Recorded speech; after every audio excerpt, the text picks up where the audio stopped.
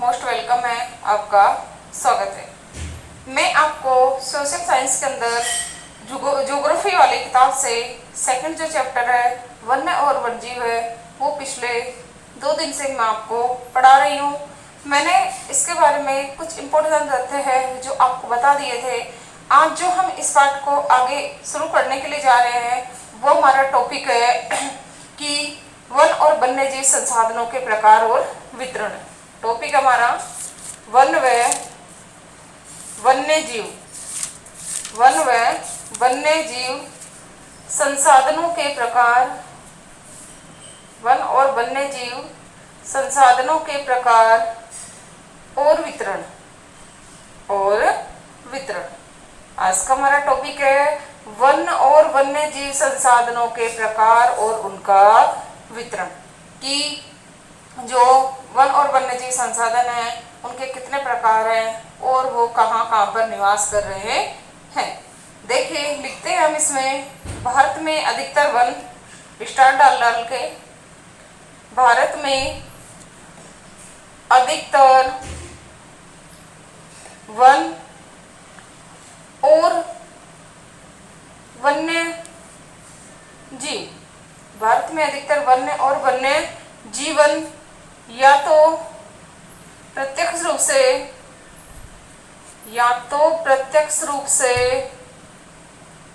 सरकार के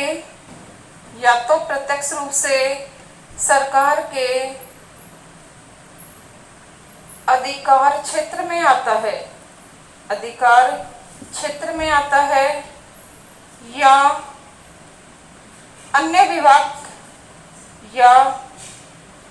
विभाग के प्रबंधन में है। याद रखना डियर स्टूडेंट्स, जो भारत का अधिकतर वन और वन्य जीवन है वो या तो प्रत्यक्ष रूप से सरकार के अधिकार क्षेत्र में आता है या अन्य विभाग के अधिकार क्षेत्र में आता है। फिर हम आगे देखते हैं कि वनों को कितने भागों में बांटा गया है। वेरी मोस्ट इंपोर्टेंट क्वेश्चन है, वनों का वर्गीकरण। याद रखना है आपको, वनों का वर्गीकरण, कि वनों को जो ये अधिकार होता है सरकार का, उस दृष्टि से कितने भागों में बांटा गया है। याद रखना फ्रेंड्स, उसके भाग है हमारे 3। 1 नंबर पे हम भागों में पढ़ते हैं आरक्षित वन। कौन सा प्रकार है हमारा 1 नंबर पे? आरक्षित वन। देखिए डियर स्टूडेंट्स कि आरक्षित वन किसे कहेंगे। देखिए, पहले हम देखते हैं कि इन पर पूर्णतया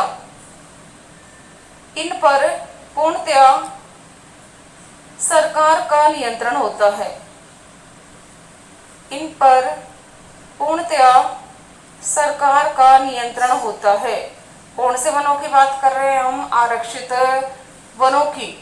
और देश के जो आधे से ज्यादा वन हैं, आधे से ज्यादा वन इसी प्रकार के हैं, यानी 50% से जो ज्यादा वन है वो हमारे आरक्षित वनों में ही आते हैं। याद रखना, इन वनों में लकड़ी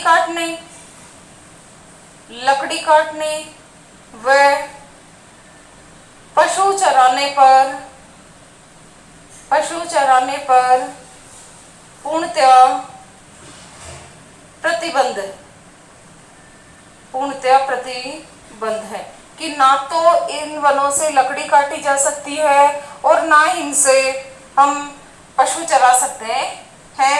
फिर हम बात करते हैं, देखो फ्रेंड्स, कि होता क्या है इनमें, वो याद रखना। जो राष्ट्रीय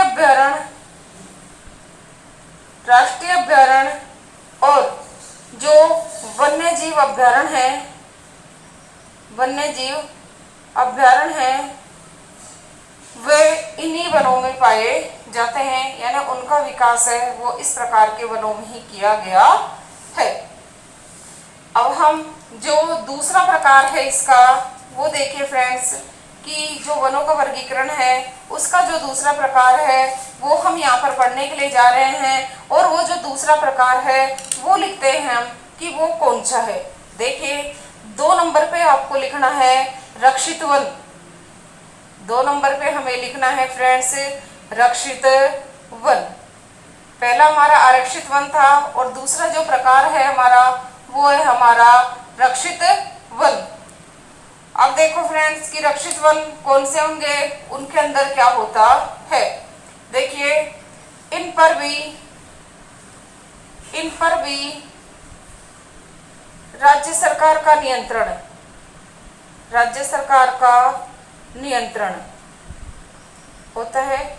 जो पिछले वाले वन थे उन पर अपने केंद्र सरकार का नियंत्रण था और रक्षित वनों पर हमारे राज्य सरकार का नियंत्रण होता है। ये कुल वन क्षेत्र के 1/3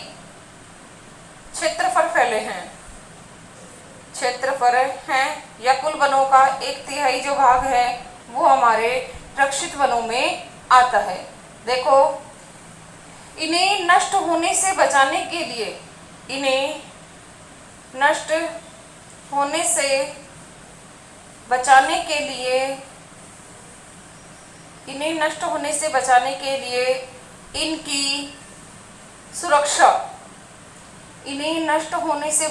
लिए इनकी सुरक्षा राज्य सरकार के द्वारा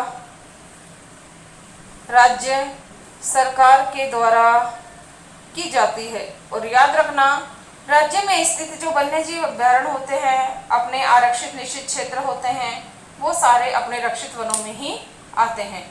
तीसरा जो प्रकार है वो है हमारा अवर्गीकृत वन। तीसरा प्रकार है हमारा अवर्गीकृत वन। देखिए इन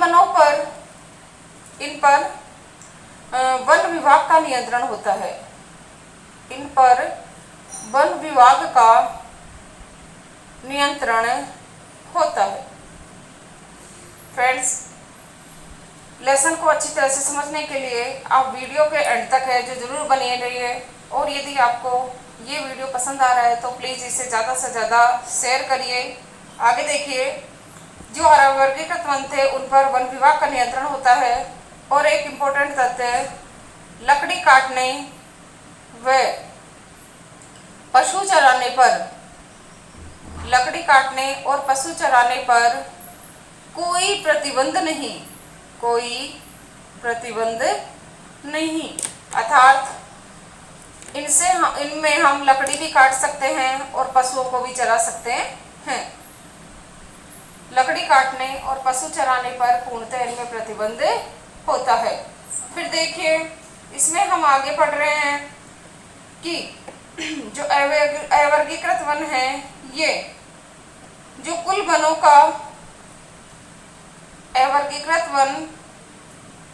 का अब आधा हमने उसमें देख लिया और 1/3 भाग है जो उसके अंदर देखा है। अब देखते हैं कि जो बाकी का बचा हुआ भाग है वो फ्रेंड्स हमारे इन्हीं अवर्गीकृत वनों में आ जाएगा, यानी 50 और 73 लगभग हो गया। अब देखते हैं हम कि जो ये मान के चलें कि 20 से 25% है, 20 से 25% है, ये कुल वनों का अवर्गीकृत वनों में आता है। कुल वनों का 20 से 25% हिस्सा है, क्योंकि आधा हमने आरक्षित में कर लिया था, 1/3 हमने रक्षित में कर लिया, बाकी का शेष बचा है वो हमारे अवर्गीकृत में आ जाएगा। और जो ये कहें कि हाँ बंजर भूमि और जो वन है जो व्यक्ति और समुदाय के स्वामित्व में होते हैं उन्हें हम अवर्गीकृत वन भी कह सकते हैं। याद रखना इसको कि जो वे वन एक और परिभाषा, वे वन साथ ही बंजर भूमि, ये वन सॉरी वे नहीं, ये वन साथ ही बंजर भूमि जो सरकार, व्यक्तियों व समुदाय के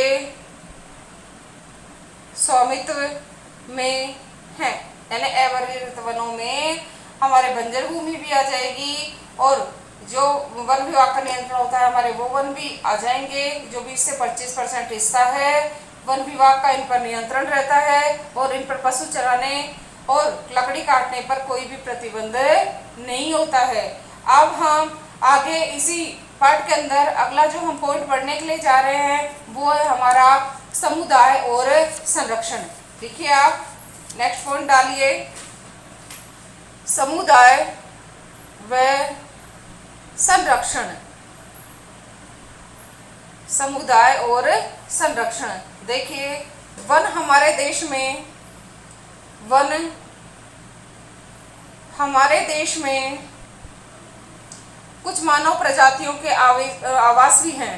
कुछ मानव प्रजातियों के आवास भी हैं। वन हमारे देश में कुछ मानव प्रजातियों के आवास भी हैं। भारत के कुछ क्षेत्रों में, भारत के कुछ क्षेत्रों में स्थानीय समुदाय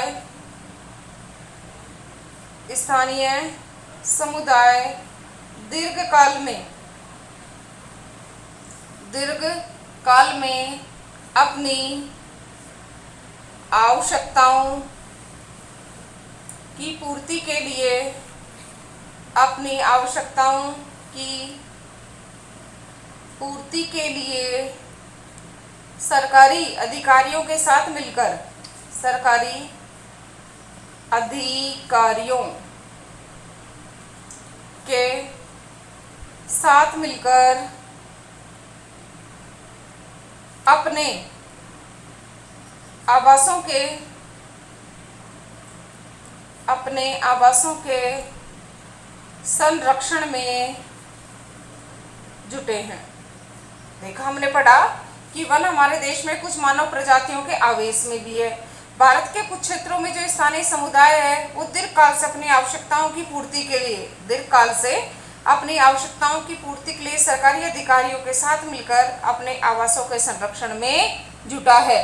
आगे देखते हैं हम कि जो सरिस्का बाघ रिजर्व है, सरिस्का बाघ रिजर्व, ध्यान रखना फ्रेंड्स, सरिस्का बाघ रिजर्व है हमारे अलवर में है। सरिस्का बाघ रिजर्व में राजस्थान के गांवों के लोग, राजस्थान के गांवों के लोग वन्य जीव रक्षण, वन्य जीव रक्षण अधिनियम के तहत, रक्षण अधिनियम के तहत वहां खनन कार्य बंद करवाने के लिए, बंद कराने के लिए संघर्ष कर रहे हैं, संघर्ष कर रहे हैं। ये हमारा जो मेन पॉइंट है, समुदाय के द्वारा किस प्रकार से इनका संरक्षण किया जा रहा है उन बातों के बारे में यहाँ बताया जा रहा है। इसी के अंदर हम नेक्स्ट टॉपिक पढ़ते हैं कि प्रसिद्ध हिमालय क्षेत्र में, प्रसिद्ध हिमालय क्षेत्र में जो चिपको आंदोलन हुआ, चिपको आंदोलन हुआ, वो भी इसी के लिए किया गया, इसी के लिए किया गया। जो हिमालय क्षेत्र में प्रसिद्ध जो चिपको आंदोलन हुआ था वो भी डियर फ्रेंड्स आप याद रखना कि इन्हीं वनों के संरक्षण के लिए वो किया गया था। देखें आगे, टिहरी एक स्थान है, टिहरी, और याद रखना वो है उत्तराखंड में। टिहरी है हमारे उत्तराखंड में किसानों का बीज बचाओ आंदोलन, किसानों का बीज बचाओ आंदोलन, किसानों का बीज बचाओ आंदोलन भी इसी के लिए किया, इसी के लिए किया गया। एक तो सरिस्का वन क्षेत्र के अंदर कुछ स्थानीय समुदाय के द्वारा, और हिमालय क्षेत्र में चिपको आंदोलन, और टिहरी के अंदर जो बीज बचाओ आंदोलन किया गया था वो भी हमारे इसे वन और वन्य जीवों के संरक्षण के लिए किया गया था। आगे हम देखते हैं कि पॉइंट अपना यही रहेगा कि भारत में स्टार डाल के लिखना है आपको, भारत में संयुक्त वन प्रबंधन कार्यक्रम, संयुक्त वन प्रबंधन कार्यक्रम, भारत में संयुक्त वन प्रबंधन कार्यक्रम की शुरुआत भारत में संयुक्त वन प्रबंधन कार्य की शुरुआत आपको याद रखनी है, वो हुई थी 1988 में। और ये जो संयुक्त वन प्रबंधन कार्यक्रम है इसका जो प्रारंभ हुआ था भारत में, वो आपको याद रखना है, वो राज्य था उड़ीसा। संयुक्त वन प्रबंधन कार्यक्रम की शुरुआत है हमारे उड़ीसा में हुई थी। इसके अंतर्गत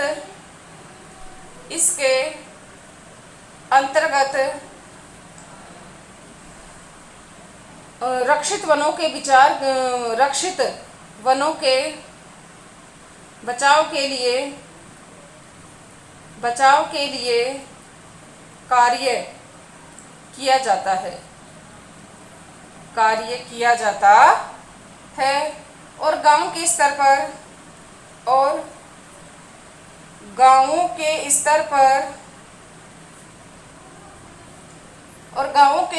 पर संस्थाएं बनाई जाती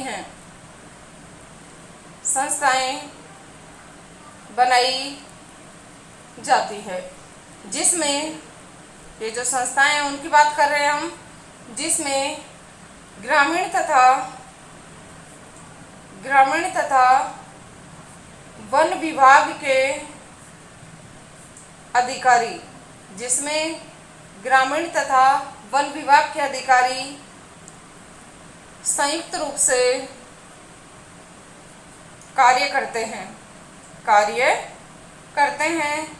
ये जो बात है हम पढ़ रहे हैं वो है फ्रेंड्स हमारे भारत में संयुक्त वन प्रबंधन कार्यक्रम की शुरुआत है। मैंने आपको इन 2-3 टॉपिकों के अंदर है वो इनके बारे में मैंने आपको बताया है कि वन और वन्य जीवों का संरक्षण है वो किस प्रकार से किया जाता है।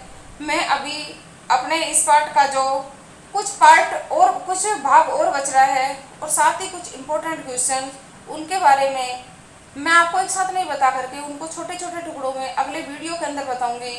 तो मैं एक बार आपसे पूरा रिक्वेस्ट कर रही हूँ, यदि आपको ये मेरा वीडियो पसंद आ रहा है तो आप इसे एंड तक ज़रूर देखिए और साथ ही अपने मित्र फ्रेंड्स के पास भी आप इसको शेयर करिए।